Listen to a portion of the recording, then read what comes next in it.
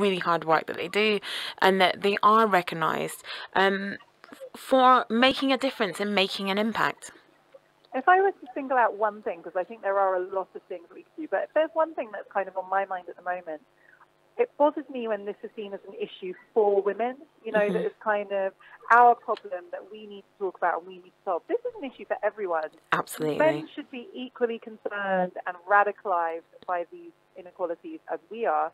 And I think that we all need to own this problem. None of us benefit from living in a society where half of the population are not treated fairly and are exploited. And I think that, kind of engaging with male allies, making people realize that this is not a women's issue, it's not a separate thing, it's not niche, it is kind of the main thing, is really important. So that's another message that I hope to come across today. Yeah, definitely. Now, I saw a report that, a news flash that came from a certain broadcaster yesterday that said that it did a survey, and on this survey it said 80% of people surveyed thought that the fight for feminist issues, can't remember the exact wording, but they thought that it had gone far enough. The fight for feminism and the fight for women's issues.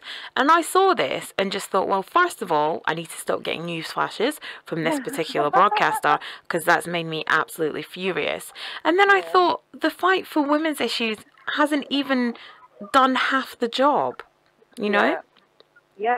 I think that there's a lot of parallels to race here. I think a lot of the really overt sexism and misogyny that maybe existed even 10, especially 20 years ago, and certainly before that, it has become less visible and more subtle, but it has not gone away. Look at the statistics. I saw a statistic recently that women graduate with better degrees and better school results than men, and within 2 years in the workforce, their competence is halved. So, we have not created an economic climate in which women can thrive. We're not creating companies where they can shine. The public sector, women are systemically underpaid. They're paid less than men for the same work or the same level of work.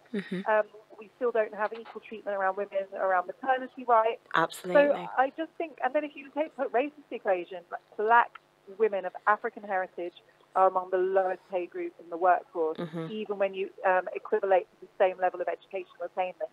So there is no excuse for that kind of attitude. It's not based on facts, and it does.